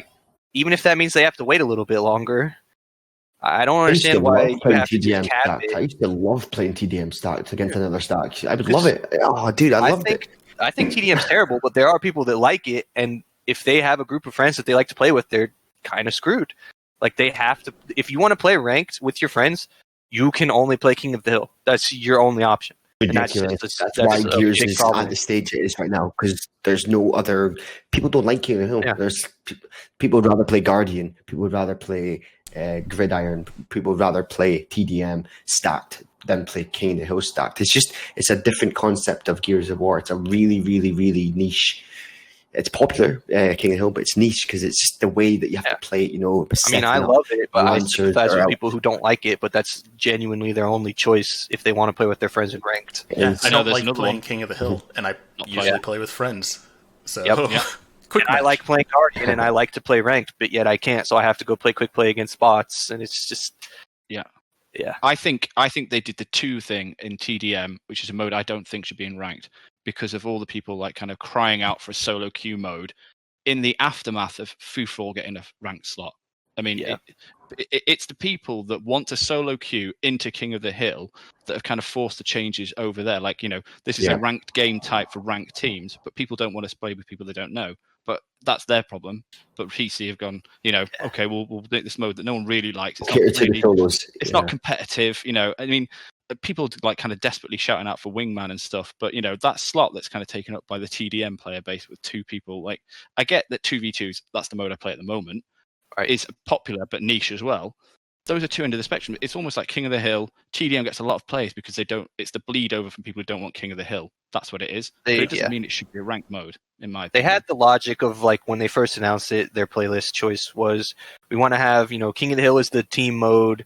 I don't even really necessarily understand why TDM is in there, so I won't even pretend to know why they justify it. But they're like, if you want to do just you and a buddy, you have 2v2. If you just want to play by yourself, you have free for all. If you just want to play with a team, you have King of the Hill. But I think that's just flawed logic, because you might want to play by yourself, but you don't want to play free for all. Or you might want to play with your team, but you don't like King of the Hill. I think they just needs to be more options in ranked.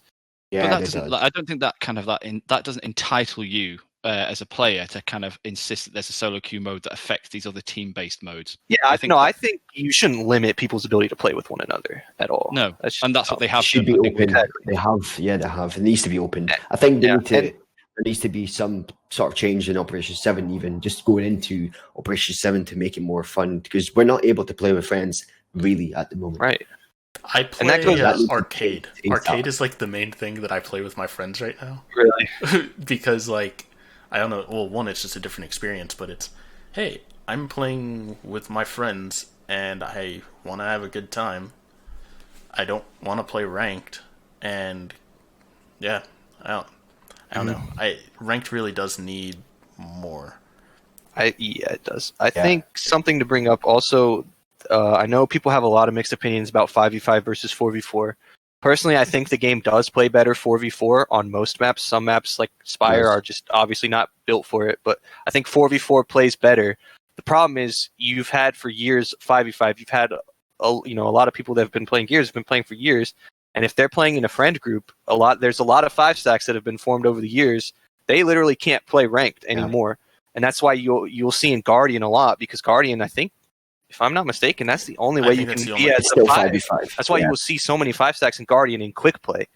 It's frustrating for so many different people. Yeah. Hey, I'm playing Horde with my friends. We just finished something and don't have time for another Horde match. Let's go play versus. Oh, sorry, one of you has to leave. Yeah. That wouldn't happen. In that exact situation with my friends, somebody will say, "Okay, I'll hop off." I think that is that all. You lose all 5 of those players to a game that can support the group of 5. Right. Yeah. Yeah. I think 4v4 works really well at a high skill level. Or competitive. Yeah, I think at the lower skill level, or even not necessarily low skill level, but more casual play, I think just the casual, 5v5 is better. I can see that for sure. There's no reason to not have 5v5 outside of ranked. I think I understand it in ranked because you're kind of bordering towards a kind of high competitive thing. TDM we've already spoke about, but I think all of the modes should be 5v5, so you can carry that kind of 5 stack somewhere. Yeah. The other big change I'd like to see is not necessarily to ranked, but it's just to quick match playlist organization. You could move Guardian up to ranked, for example, and then in quick match, I think it should mainly be buckets of multiple playlists or multiple game types within a playlist, rather than having them all their individual thing. For a while, they had this is what I kind of mentioned. The single life thing. They had the single life playlist in quick match for a while. That was what I played because I actually really enjoyed that playlist. But I've always talked about having a social slayer, which has like TDM, execution, and dodgeball, and then a social objective that has like King of the Hill and Gridiron and Guardian or something like that, where you have these groups of playlists together. It reduces the number of playlists. It's going to reduce the number of bots, hopefully, in your matches. I think it's the right move. And then it's like, if you want to play a particular game mode, if you want to play King of the Hill, go play that in ranked. If you prefer King of the Hill, but you're open to playing other stuff and you want to get quick matches in, go play quick match. Yeah, I agree. I don't think anybody would disagree with that.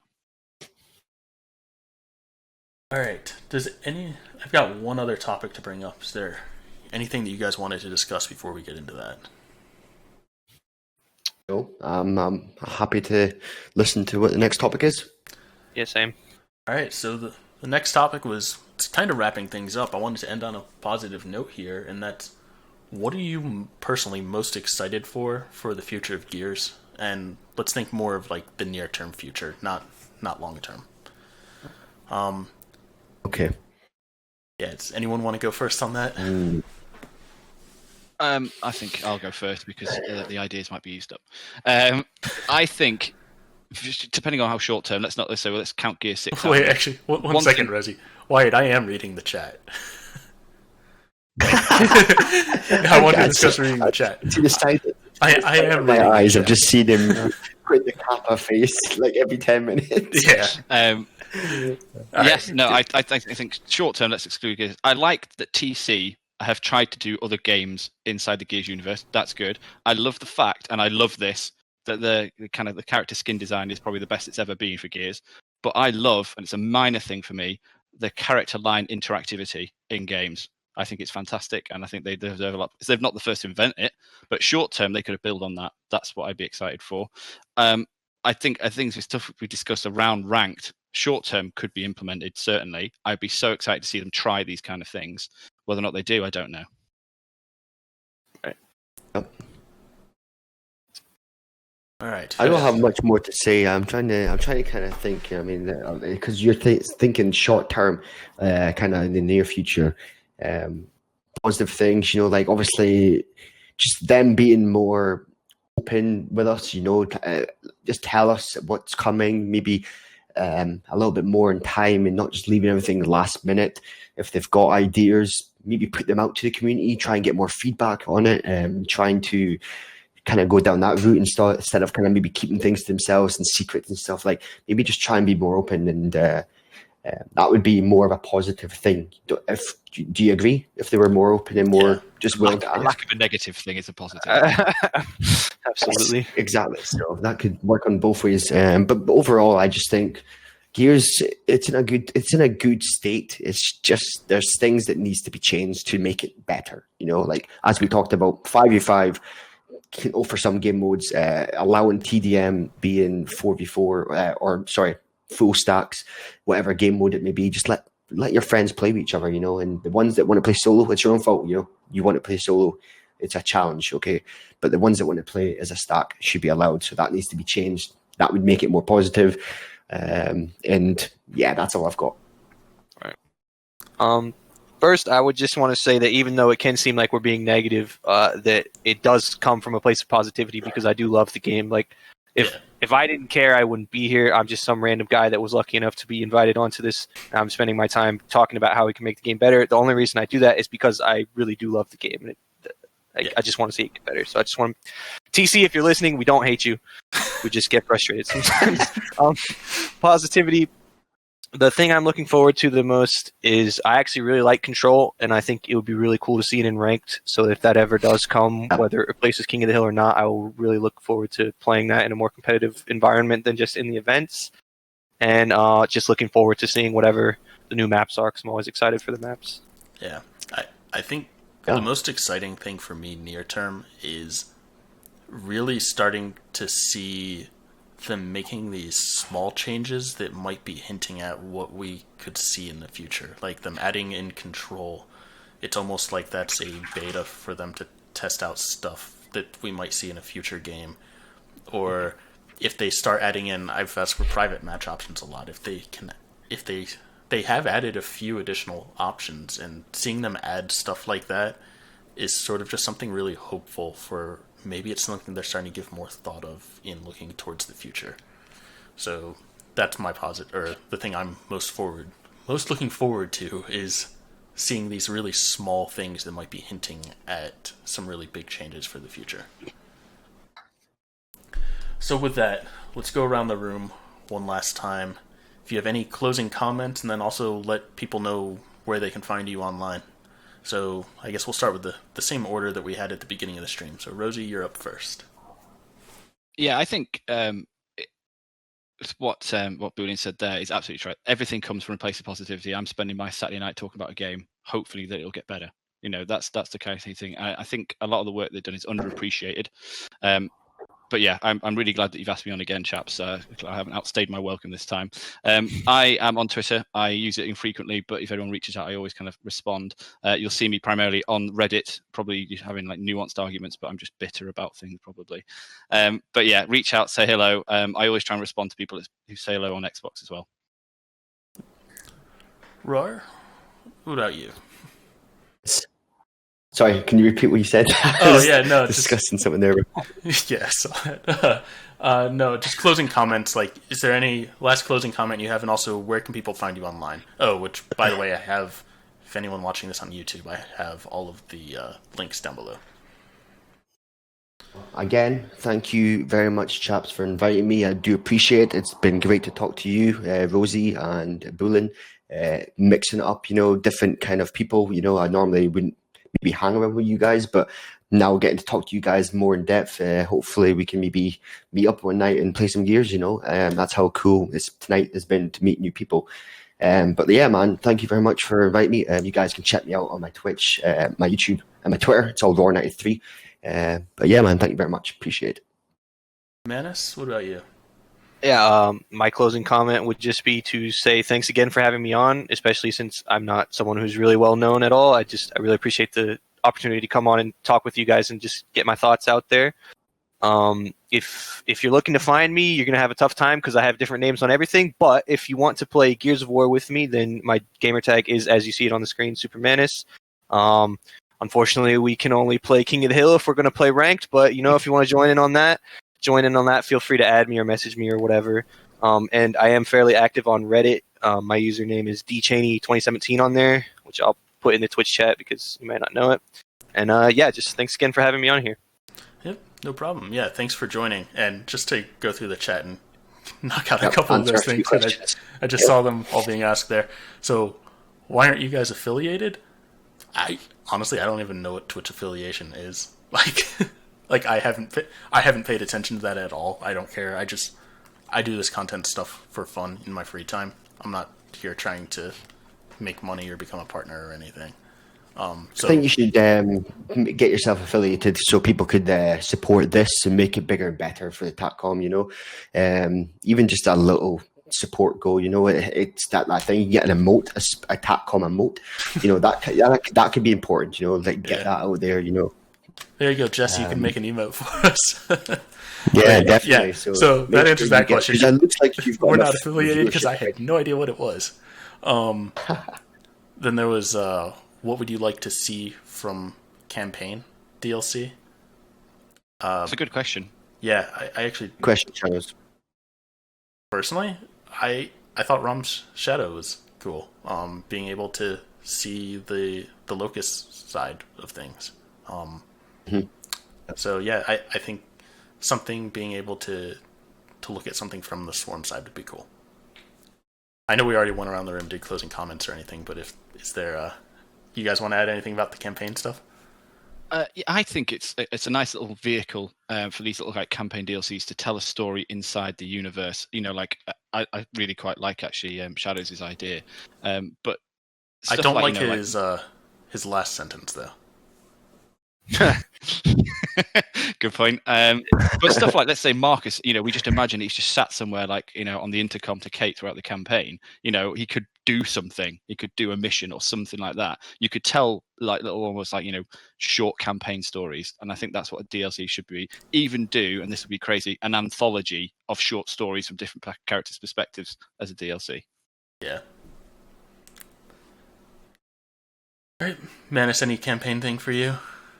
No, I mean, I play and enjoy every campaign. Usually just whatever content they come out with, I'll play it and enjoy it. I actually am really into the lore of things, like the books and everything. So I forgot to mention this when we were talking about positive things in the near future, but there is a new novel coming out, which I'm excited to look into and read about. So that's honestly the novel that I'm most interested in out of the new ones. Mm-hmm. Yeah, this one sounds like it's gonna be pretty cool. Yeah, sounds interesting. All right. Awesome. On that note, we will actually wrap up for real this time. So thanks again for you guys joining. Thanks for those who joined live in the chat, and thanks to everyone watching on YouTube. Catch you guys later. See ya.